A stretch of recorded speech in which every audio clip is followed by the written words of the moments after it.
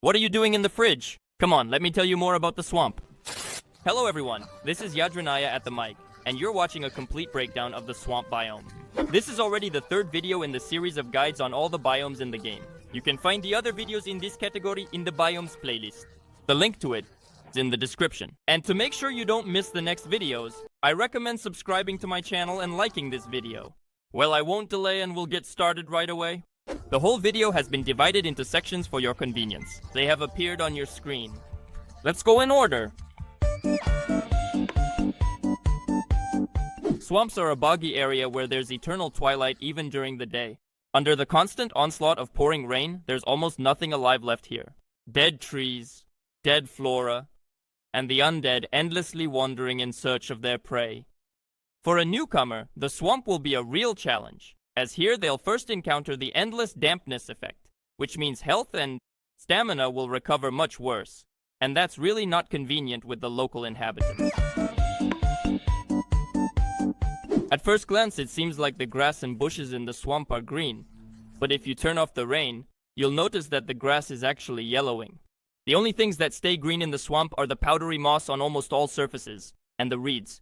The only trees here are the stunted yellowing fir and old dried up trees, which can be divided into three types right away. The cuttable old tree, the large uncuttable tree, and the uncuttable infected tree. Besides the trees, you can find the familiar red and yellow mushrooms, thistles, and also turnip seeds, which you can plant in your garden to grow turnips. We can pick up wood and stone from the ground with our bare hands, just like in the other biomes.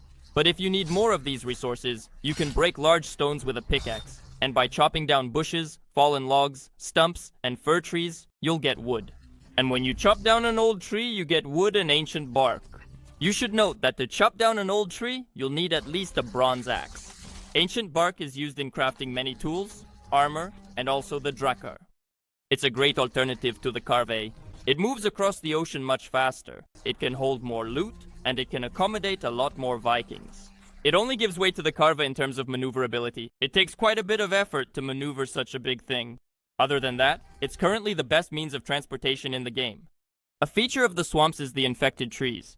What sets them apart from regular old trees are the red patterns on the bark and the hanging green sacks. By breaking such a sack with a pickaxe or an axe, you get slime. At this stage of development, you can only craft a green flag and an iron torch from it. But a little later, the list will be updated with a bow called the Draugr. Sorry, the swamp is also the main source of iron in the game, and all normal players mine it in the sunken crypts. However, there are also madmen who try to do this on the surface, and previously they were helped in this by the conditional mechanics of the probe. I'll tell you how it worked.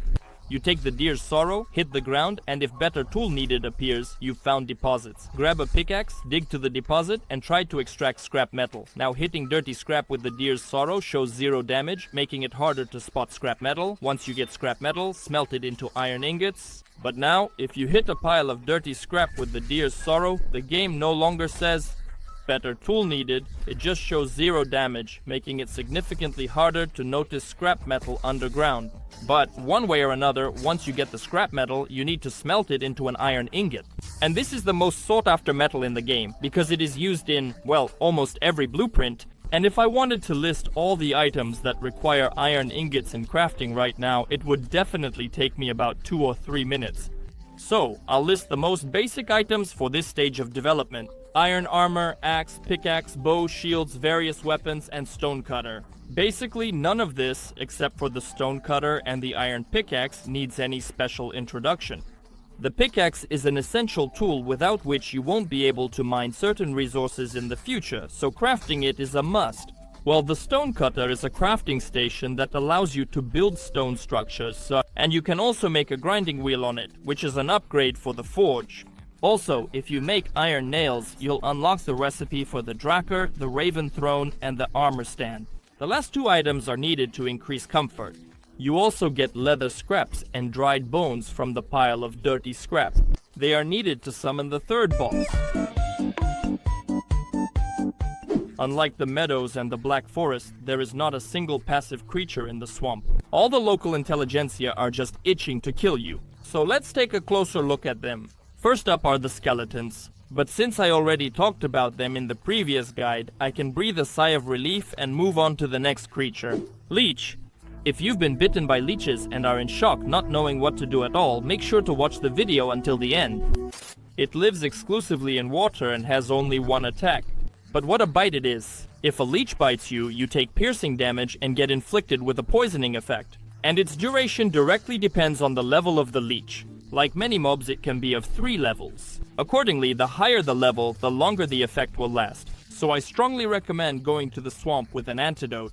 Otherwise, you run a huge risk of dying from poisoning. By killing a leech, you get its trophy and carcass, which you can use to craft a red flag, black soup, and the base for 2 honey items. You can be poisoned by the slug and the blob. I'll talk about them as one whole, since essentially the slug is a more advanced version of the blob. Honestly, what's the point of even talking about it? If you kill the slug, it drops 2 blobs, which also need to be killed. Both have just one attack, which is releasing a cloud of poisonous spores that inflict a poisoning effect. They move by sliding, but sometimes they can jump, which can get you up on a tree or another high place. Killing a slug drops goo, 2 slugs, and with a certain probability, scrap metal. And when you kill Scuston, you get his trophy and goo. By the way, you can make stinky bombs from it.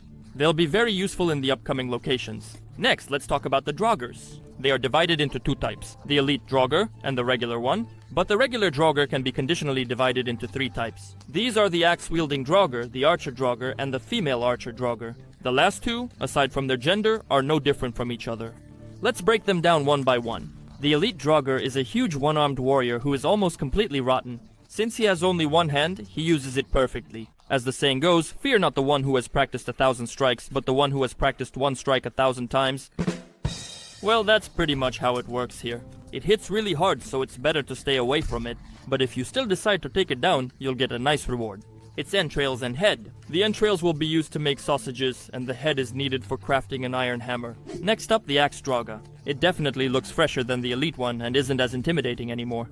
He's slow, so running away from him won't be difficult, especially when he's going for a strike. Some Draugrs will have shields, but don't pay attention to that. They, like skeletons, don't know how to use them. They can be taken down very easily, especially after parrying. They drop Draugr entrails and a Draugr trophy, but unlike the Elite Draugr, you can't use it anywhere. They can be taken down very easily, especially after parrying. It drops Draugr entrails and a Draugr trophy, but unlike the Elite Draugr, you can't use it anywhere. Well, let's talk about the Archers. This is one of the toughest opponents in the swamps, as they often show remarkable accuracy, which means that for a beginner, encountering one doesn't promise anything good. But if you've learned to roll during that time, you'll basically take it down easily. The loot you get from it is the same as from the axe wielder. You'll also encounter urchlings in the swamps for the first time. They live near the fiery geysers and don't pose much of a threat to the player. They attack with fireballs, but because the character is constantly wet in this biome, they don't take significant damage. By the way, there's an interesting mechanic associated with them. You don't have to kill them yourself. You just need to lure the water, after which they will extinguish, and you'll get coal, a Surtling core, and a trophy from them. But what's really cool is that the Surtling trophy doesn't extinguish, so it can serve as an additional light source in your home. And you can also create an infinite farm for Surtling cores. To do this, we dig around the geyser with a pickaxe so that there's water everywhere. Then we go about our business, come back, and the Surtlings have already broken down into components. It's really convenient, especially when you're smelting tons of ore and you're short on coal. Next comes an enemy that appears with the arrival of night, a ghost. Sometimes, of course, you can encounter it, but mostly it appears high in the sky at night. Having noticed the player, he begins to slowly but surely approach him. It's hard to escape from him, because sooner or later you'll run out of stamina and he'll inevitably catch up with you. It has high damage and can kill an unprotected player in literally 3 hits, but by killing him we get a beautiful trophy and chains, which is a valuable resource. With the help of the chain, you will be able to make your own equipment in the future, but for now, you will have access to a hanging barbecue, blacksmith's bellows, and an iron stand for cooking. The last and probably the most dangerous mob in the swamps is the Abomination. In its inactive state, it prefers to sleep, and at first glance, you wouldn't even realize it's an enemy, as it looks just like a regular stump. But as you get closer, we awaken it, and then it emerges from the ground.